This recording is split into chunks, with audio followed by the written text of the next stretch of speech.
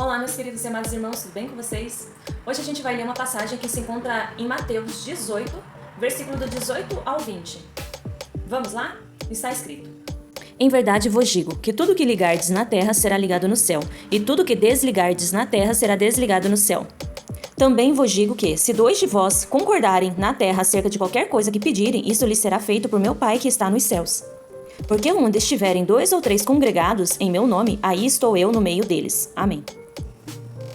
Então, irmãos, essa passagem bíblica, apesar de ser pequena, ela tem uma importância muito grande. Eu vou trazer para vocês aqui 7 passos, pra gente estar compreendendo melhor o que nós precisamos fazer.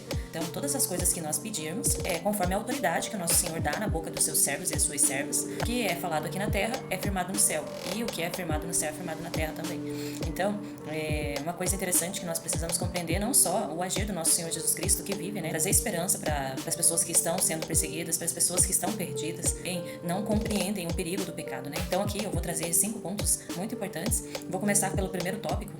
Nessa luta, nós todos precisamos de armas, Então, em 2 Coríntios 10:4 está escrito: Porque as armas da nossa milícia não são carnais, mas sim poderosas em Deus para a destruição das fortalezas, derribando as imaginações e toda altivez que se levanta contra o conhecimento de Deus e cativando todo o entendimento à obediência de Cristo.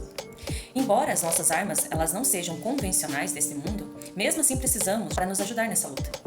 Uma grande arma que Deus nos deu é a união com os outros irmãos em torno do mesmo propósito, para suprir a nossa necessidade, O segundo passo é quando concordamos um com os outros, ficamos fortes e fica difícil para o nosso inimigo nos vencer. Então, Jesus disse que até o reino de Satanás é unido e concorda entre si. Isso está lá em Mateus, capítulo 12, versículo do 22 ao 26.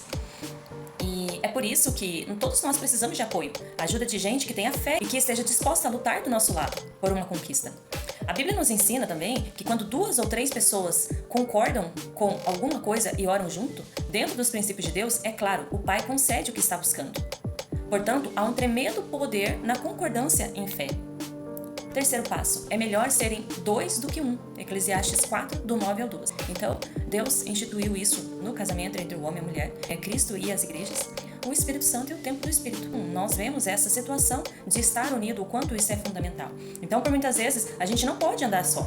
Deus não nos fez para a solidão, a independência ou o isolamento. Isso é a criação do mundo, isso não é de Deus. E quando estamos em aliança com outros cristãos, ou seja, gente de fé que crê conosco na mesma, no mesmo Senhor Jesus, nós somos fortalecidos na nossa esperança e supridos em nossa necessidade de apoio. Isso é muito importante. Essa é uma das maiores riquezas dessa aliança de milagre. Além de ter um companheiro orando por você todos os dias, há ainda uma equipe de amigos que chamamos célula, em muitas igrejas, que se reúne para interceder pela bênção. Somos muito ajudados se compreendermos a importância de nos reunirmos juntos. Quarto passo, Deus tem uma família e é importante fazer parte dela. Essa passagem está lá em João, do capítulo 1, do versículo do 11 ao 13, que eu vou ler aqui para vocês, está escrito: Os quais não nasceram do sangue, nem da vontade da carne, nem da vontade do varão, mas de Deus. Embora a maioria das pessoas se diga filho de Deus, a Bíblia nos mostra que os filhos de Deus são aqueles que recebem a Jesus como seu Senhor e Salvador. Quando tomamos essa decisão, somos adotados como filhos de Deus e passamos a fazer parte de uma grande família. Esse é o conceito da igreja, reunião da família de Deus. Não é uma instituição, uma organização ou religião, mas é uma família de pessoas que aceitaram a paternidade de Deus. Quinto passo, frequentar um grupo cristão não salva, mas fortalece a nossa fé. Está lá em Hebreus 10, do 23 ao 25, está escrito: Retenhamos firmes a invariável confissão da nossa esperança, porque fiel é o que prometeu, e consideremo-nos uns aos outros para nos provocarmos a caridade e as boas obras. Não deixando a nossa mútua congregação, como alguns já têm de costume, antes admoestando-nos uns aos outros, e isso tanto mais, quanto vedes que vai chegando aquele dia. Fala sobre a importância de nos estimularmos uns aos outros e de congregar, ou seja, reunirmos sempre com outros irmãos, para não perdermos a fé. Essa é a importância da igreja, a célula. Quem salva é Jesus, mas os irmãos nos fortalecem e nos ensinam o caminho de Deus. Sexto passo. A oração coletiva tem muito poder espiritual. Atos 12, do 4 ao 17. Quando os cristãos se reúnem para orar, coisas sobrenaturais acontecem. Nesse texto, Pedro estava preso na cadeia, mas a igreja orava intensamente por ele numa casa, e um milagre tremendo aconteceu. Sabe qual foi a primeira coisa que Pedro fez ao ser abençoado? Ele procurou o lugar onde a igreja se reunia e foi dar o seu testemunho. A igreja e as células são os locais de reunião dos filhos de Deus para compartilharem e pedirem em concordância as coisas que são necessárias para o bem-estar comum e crescimento dos irmãos na fé. Nós precisamos desfrutar mais dessa bênção que Deus nos deu, ser igreja em células. Passo 7. Instituições do Senhor. Identidade, nascidos de Deus, casamento, Deus consagra, igreja, santificação do corpo de Jesus Cristo. Então aqui, meus queridos e amados irmãos, a gente fala a respeito de unidade, né? A gente vem terminando o texto, mas como vocês viram, tudo é uma questão de caminho, caminhar junto. Então, todas as vezes que nós pensamos a respeito da proximidade com Deus, da proximidade tanto na purificação, santificação, consagração, todas essas caminhadas, nós precisamos estar diante do altar, nós precisamos estar com pessoas que estão seguindo. Então, sim, existe um povo de Deus, existe, né, essa identidade para que Deus nos chame de filhos. Então, nós não somos do mundo.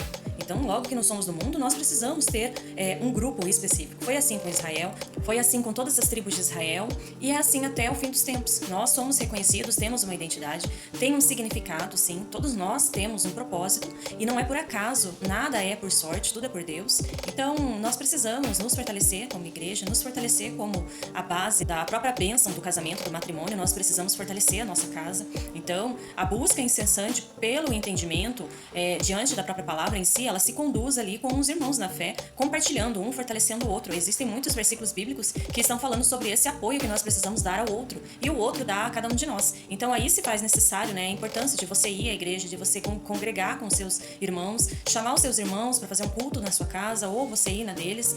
Tudo isso é válido. Agora, logicamente, nós somos templo do Espírito. Então até dentro de nós precisa de uma santificação, precisa de um novo transformadamente, uma nova transformação que, como Jesus Cristo nos falou, é um novo nascimento. Logicamente, todos nós dependemos do Espírito Santo, que é o Consolador que está disponível para cada um de nós que somos cristãos.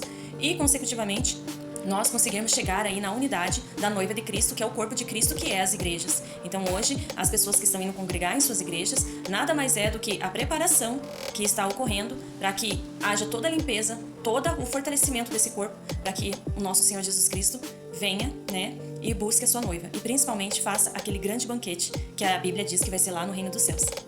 Graça e paz ao nosso Senhor Jesus Cristo que vive. Amém.